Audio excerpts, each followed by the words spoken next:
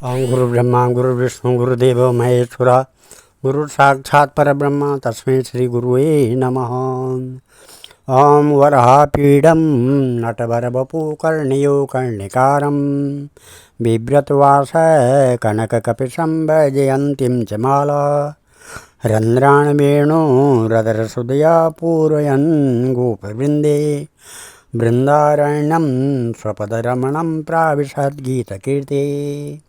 ओम श्रीमन्नारायण नारायण नारायण भजमन्नारायण नारायण नारायण लक्ष्मी नारायण नारायण नारायण बद्री नारायण नारायण नारायण। भगवान श्री कृष्ण के चरण कमलों में नतमस्तक होकर के हम ये श्रीमद् भागवत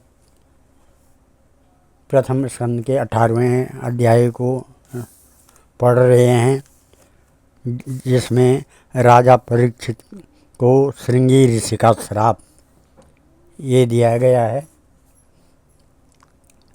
ओम नमः। अथ अष्टादशो अध्याय। सुत उवाच यो वै द्रोणास्त्र विप्लुष्टो न मातुरुद्रे मृत अनुग्रहात् भगवत कृष्णं स्यात् अद्भुतकर्मण ब्रह्मकोपोत्थिताद्यस्तु तक्षकात् प्राणविप्लवात् न सम्मुहुर्भयाद् भगवत्यार्पिताशय उत्सृज्य सर्वतः संगा विज्ञाता जितसंस्थिता वैयासेकीर्जहुः शिष्यो गंगायां स्वकलेवरम् न उत्तम श्लोक वार्तानां जुकतां तत्कथामृतं स्यात् सम्भ्रमोऽन्तः कालेऽपि स्मरतं तत्पदाम्बुजं तावत्कलेर्न प्रभूयेत प्रविष्टोऽपि सर्वतः यावदीशो महानुव्यामं विमन्यव एकराट् यस्मिन् हनियर्हो भगवानोत्ससर्जगाम् तदेवेहानुवृत्तो सावधर्मप्रभकली नानुदृष्टि कलिं सम्राट् सारंगम् इव भारभुक् कुशलान्यासु सिद्ध्यन्ति नेत्राणि कृतानि यत् किं नो बालेश्वरेण कलिना धीरुभीरुणाम् अप्रमतः प्रमत्येषु यो भृकुनिषु वर्तते उपवर्णितमेतत् वः पुण्यं परीक्षितं मया वासुदेव कथोपेतम् आख्यानं यद पृच्छति या कथं भगवतो कथनीयोरुकर्मणः गुणकर्माश्रया पुंभिः संसेव्या सा बुभुक्षुभिः। 18वें अध्याय में अब सुध जी कहते हैं अद्भुत कर्मा भगवान श्री कृष्ण की कृपा से राजा परीक्षित अपनी माता की कोख में अश्वत्थामा के ब्रह्मास्त्र से जल जाने पर भी मरे नहीं। जिस समय ब्राह्मण के शाप से उन्हें डसने के लिए तक्षक आया, उस समय वे प्राण नाश के महान भय से भी भयभीत नहीं हुए, क्योंकि उन्होंने अपना चित्त भगवान श्री कृष्ण के चरणों में समर्पित कर रखा था। उन्होंने सबकी आसक्ति छोड़ दी। गंगा तट पर जाकर श्री सुखदेव जी से उपदेश ग्रहण किया और इस प्रकार भगवान के स्वरूप को जानकर अपने शरीर को त्याग दिया। जो लोग भगवान श्री कृष्ण की लीला कथा कहते रहते हैं, उस कथा अमृत का पान करते रहते हैं और इन दोनों ही साधनों के द्वारा उनके चरण कमलों का स्मरण करते रहते हैं, उन्हें अंतकाल में भी मोह नहीं होता है। जब तक पृथ्वी पर अभिमन्यु नंदन महाराज परीक्षित सम्राट रहे, तब तक चारों ओर व्याप्त हो जाने पर भी कलयुग का कुछ भी प्रभाव नहीं था।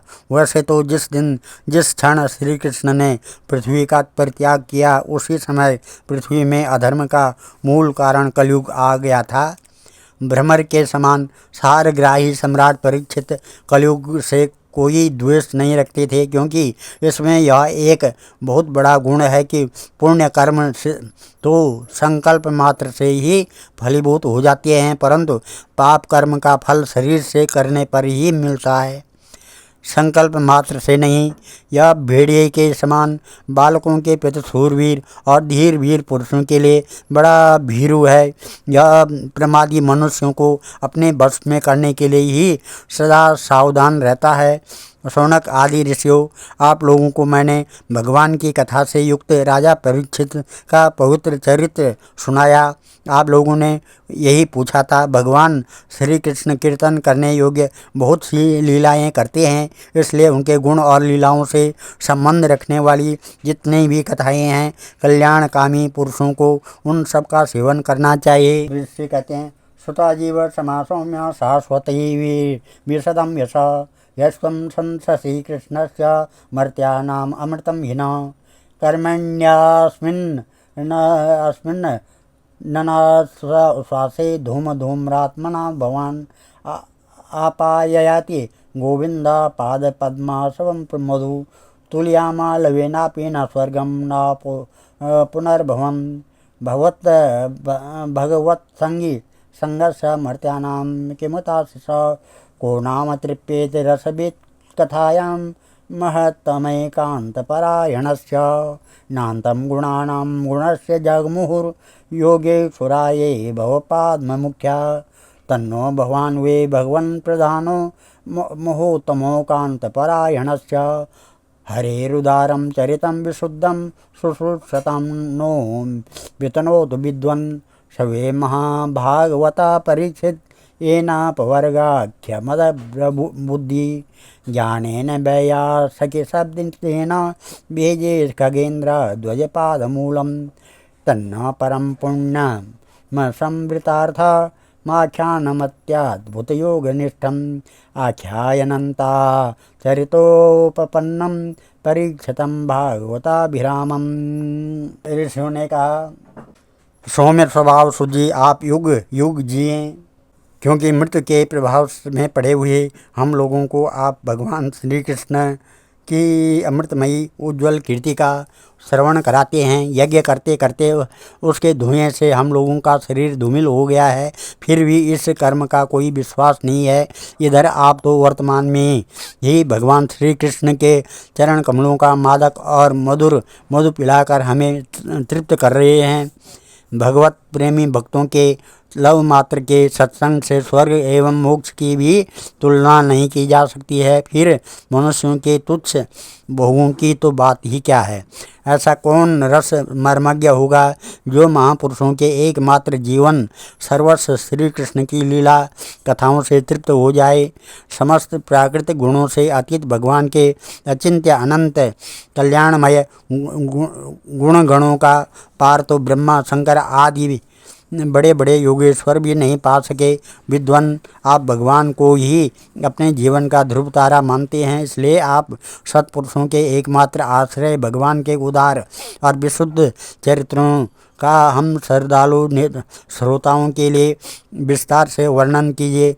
भगवान के परम प्रेमी महाबुद्धि परीक्षित ने श्री सुखदेव जी के उपदेश किए हुए जिस ज्ञान से मोक्ष स्वरूप भगवान के चरण कमलों को प्राप्त किया, आप कृपा करके उसी ज्ञान और परीक्षित के परम पवित्र उपाख्यान का वर्णन कीजिए, क्योंकि उसमें कोई बात छिपा कर नहीं कही गई होगी और भगवत प्रेम की अद्भुत योग निष्ठा का निरूपण किया गया होगा। उसमें पद पद पर भगवान श्री कृष्ण की लीलाओं का वर्णन हुआ होगा। भगवान के प्यारे भक्तों को वैसा प्रसंग सुनने में बड़ा रस मिलता है। सुत उवाच, अहो वयं जन्मभृतोऽद्यस्मां वृद्धानुवृत्त्यापि विलोमजाता दोस्कुल्यमादिं विदनोति शीघ्रं महतमाना विविधानं योग कुतः पुनर्गृणतो नाम तस्य महत्तमेकान्तपरायणस्य योऽनन्तशक्तिर्भगवानन्तो महद्गुणात्वाद्यमनन्तमाहु एतावतालं ननुसूचितेन गुणेन साम्यानतिसायनस्य हित्वेतरान् प्रार्थयतो विभूतिर्यस्याङ्गधीरेणु जुषतेन भीप्सो अथापयत्पादनखावसृष्टं जगद्भिरञ्चोपरितारणनाभः शेषं पुनात्यान्यतमो मुकुन्दात् को नाम लोके भगवत्पदार्थः यातानुरक्ता सा सेवसदीरा व्यपोवदेहा दिशो संगमूढ़ं व्रजन्ति तत्पारमहन्तम् यस्मिन्निहंसोपशमः स्वधर्म अहं हि पृष्टो अर्यमणो भवद्भिराचक्ष आत्मावगमोऽत्र यावान् नभा पतन्त्यात्मसमं पतत्रिणां स्तता समं विष्णुगतिं विपश्चितम्।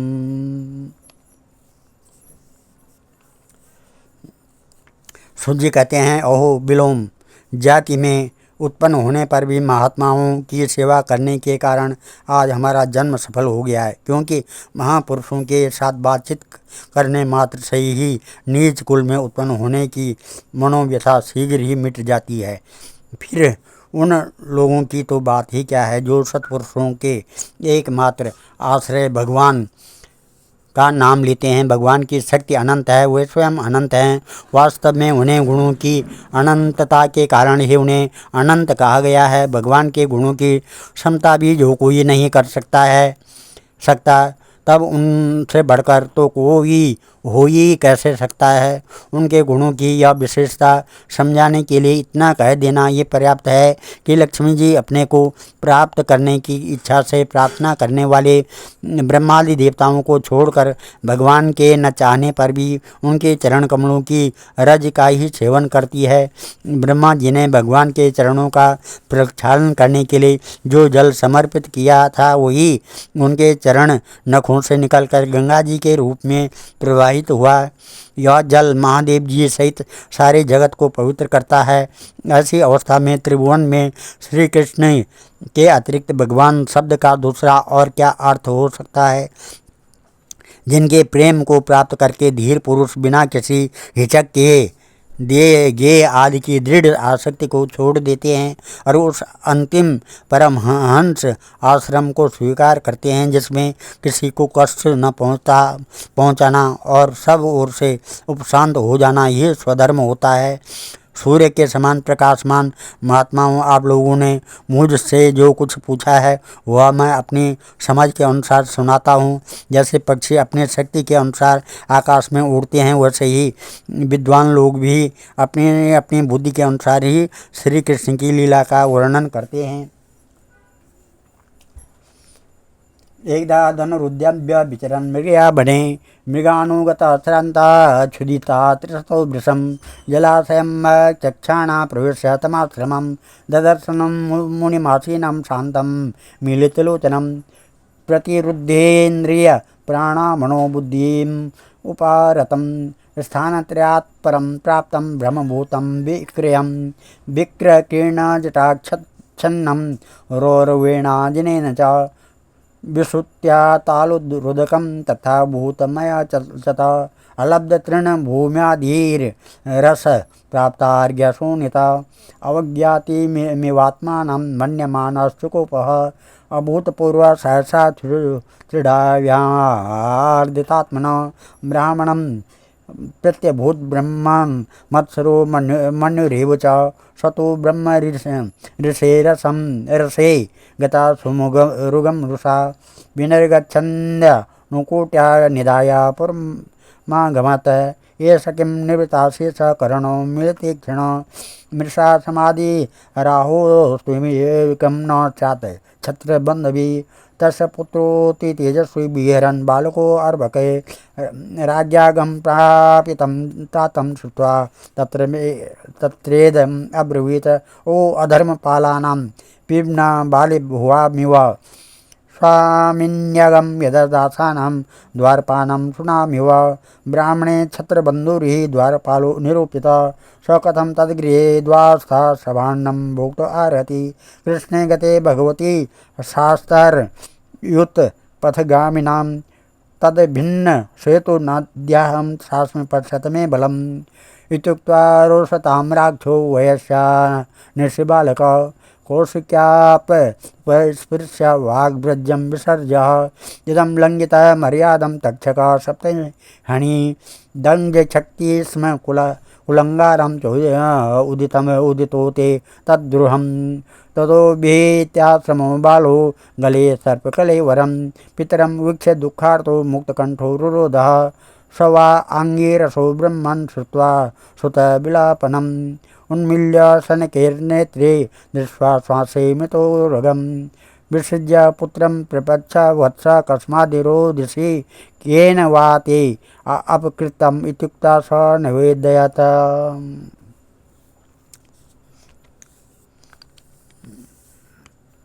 एक दिन राजा परीक्षित धनुष लेकर वन में शिकार खेलने गए थे। हरिणों के पीछे दौड़ते दौड़ते हुए थक गए और उन्हें बड़े जोर की भूख और प्यास लगी। जब कहीं उन्हें ये सूत जी परीक्षित के बारे में कह रहे हैं, जब कहीं उन्हें कोई जलाशय नहीं मिला तब वे पास के ही एक ऋषि के आश्रम में घुस गए।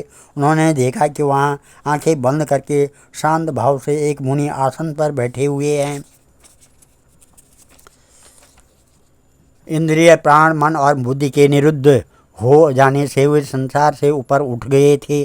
जागृत स्वप्न सुषुप्ति तीनों अवस्था से रहित निर्विकार ब्रह्म रूप तुरीय पद में वे स्थित थे। उनका शरीर बिखरी हुई जटाओं से और कृष्ण मृग चर्म से ढका हुआ था। राजा परीक्षित ने ऐसी ही अवस्था में उनसे जल मांगा, क्योंकि प्यास से उनका गला सूख रहा था। जब राजा को वहां बैठने के लिए तिनके का आसन भी न मिला, किसी ने उन्हें भूमि पर भी बैठने को न कहा। आज्ञा और आदर भरी मीठी बातें तो कहाँ से मिलती। तब अपने को अपमानित सा मानकर वे क्रोध के वश हो गए। शौनक जी वे भूख प्यास से छटपटा रहे थे, इसलिए एकाएक उन्हें ब्राह्मण के प्रति ईर्ष्या और क्रोध हो आया। उनके जीवन में इस प्रकार यह पहला ही अवसर था। वहाँ से लौटते समय उन्होंने क्रोधवश धनुष की नोक से एक मरा हुआ सांप उठाकर ऋषि के गले में डाल दिया और अपनी राजधानी में चले आए। उनके मन में यह बात आई कि इन्होंने जो अपने नेत्र बंद कर रखे हैं, सो क्या वास्तव में इन्होंने अपनी सारी इंद्रिय वृत्तियों का निरोध कर लिया है, अथवा इन राजाओं से हमारा क्या प्रयोजन है। यूँ सोचकर इन्होंने झूठ मूठ समाधि का ढोंग रचा रखा है। उन समीक मुनि का पुत्र बड़ा तेजस्वी था। वह दूसरे ऋषि कुमारों के साथ पास ही ये खेल रहा था। जब उस बालक ने सुना कि राजा ने मेरे पिता के साथ दुर्व्यवहार किया है, तब वह इस प्रकार कहने लगा, ये नरपति कहलाने वाले लोग उत्कृष्ट भोजी कौओं के समान षंड मुषंड होकर कितना अन्याय करने लगे हैं। ब्राह्मणों के दास होकर भी ये दरवाजे पर पहरा देने वाले कुत्ते के समान अपने स्वामी का ही तिरस्कार करते हैं। ब्राह्मणों ने क्षत्रियों को अपना द्वारपाल बनाया है। उन्हें द्वार पर रहकर रक्षा करनी चाहिए। घर में घुसकर स्वामी के बर्तनों में खाने का उसे अधिकार नहीं है। अतएव उन मार्गगामियों के शासक भगवान श्री कृष्ण के परम धाम पधार जाने पर इन मर्यादा तोड़ने वालों को आज मैं दंड देता हूँ। मेरा तपोबल देखो। अपने साथ बालकों से इस प्रकार कहकर क्रोध से लाल लाल आँखों वाले और ऋषि कुमार ने कौशिक नदी की जल से आचमन करके अपने वाणी रूपी वज्र का प्रयोग किया और कुलंगार परीक्षित ने मेरे पिता का अपमान करके मर्यादा का उल्लंघन किया है, इसलिए मेरी प्रेरणा से आज के 7वें दिन उसे तक्षक सर्प डस लेगा।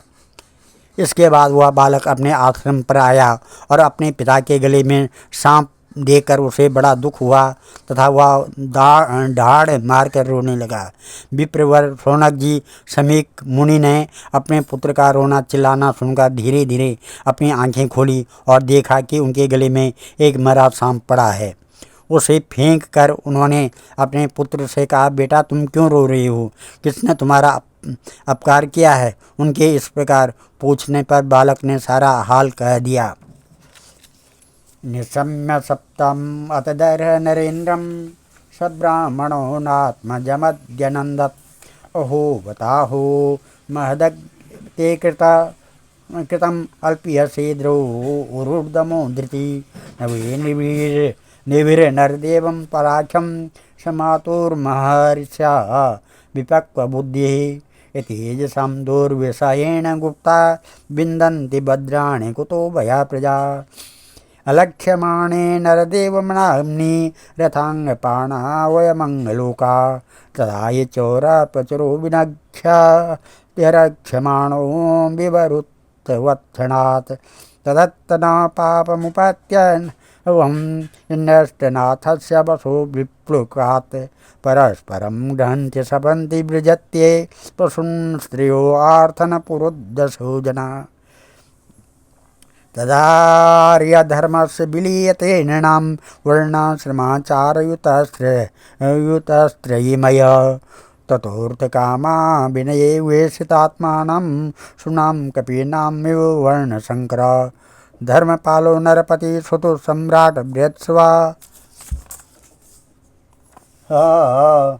साक्षात् महाभागवतो राजर्षि महर् मेधवाट क्षुत्रितास्याश्रमयुतो दीनो नैवास्य शाप अर्हति अपायसु सद्वृत्तेषु बालेना पक्वबुद्धिना पापं कृतं तद्भगवान् सर्वात्मा छन्दो अर्हति तिरस्कृत्या विप्रलब्धा सप्तचित्रहताः अपि नाश तत्प्रतिकुर्वन्ति तद्भक्ता प्रभोऽपि इदं पुत्र कृताघेन शोणोक्तो महामुनि स्वयं विप्रकृतो राजा नैवादं तच्चिन्तयन् प्रायशो साधवो लोके परेर्द्वन्द्वेषु योजिता न व्यथन्ति न हृष्यन्ति यत् आत्मा गुणाश्रयः।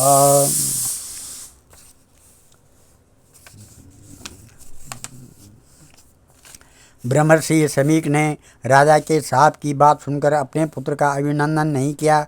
उनकी दृष्टि में परीक्षित श्राप के योग्य नहीं थे। उन्होंने कहा, ओह मूर्ख बालक, तूने बड़ा पाप किया। खेद है कि उनकी थोड़ी सी गलती के लिए तूने उनको इतना बड़ा दंड दे दिया। तेरी बुद्धि अभी कच्ची है। तुझे भगवत स्वरूप राजा को साधारण मनुष्य के समान नहीं समझना चाहिए, क्योंकि राजा के दुस्सह तेज से सुरक्षित और निर्भय रहकर ही प्रजा अपना कल्याण संपादन करती है।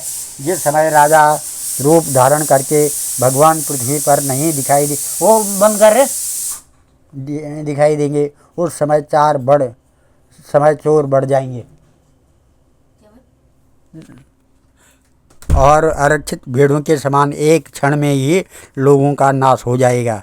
राजा के नष्ट हो जाने पर धन आदि चुराने वाले चोर जो पाप करेंगे, उसके साथ हमारा कोई संबंध नहीं होने पर भी वह हम पर भी लागू होगा, क्योंकि राजा के न रहने पर लुटेरे बढ़ जाते हैं और वे आपस में मारपीट गाली गलौज करते हैं।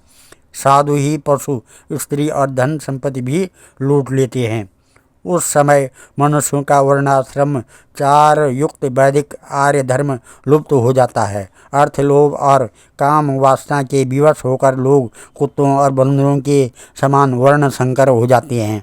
सम्राट परीक्षित तो बड़े ही तेजस्वी और धर्म धुरंधर हैं। उन्होंने बहुत से अश्वमेध यज्ञ किए हैं और वे भगवान के परम प्यारे भक्त हैं। वे ही राजर्षि भूख प्यास से व्याकुल होकर हमारे आश्रम पे आए थे।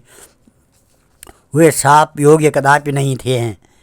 इस नासमझ बालक ने हमारे निष्पाप सेवक का राजा का अपराध किया है। सर्वात्मा भगवान कृपा करके इसे क्षमा करें।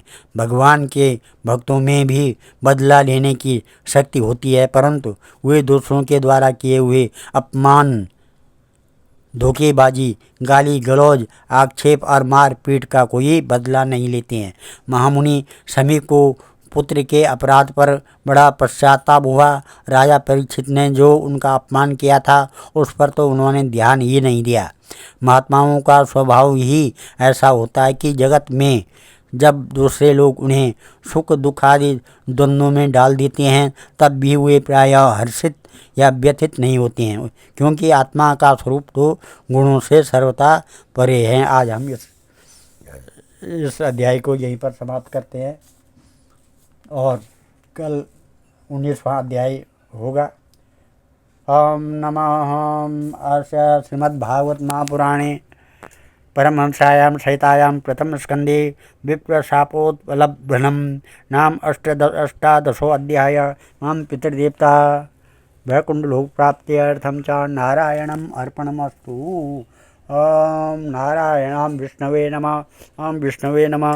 ओम विष्णवे नमः। ओम मंगलम भगवान विष्णु मंगलम गरुड़ध्वज मंगलम पुंडरीकाक्ष मंगलाय तनोहरि मंगलम भगवान शंभु मंगलम वृषभध्वज मंगलम पार्वतीनाथ मंगलाय शिवशंकर।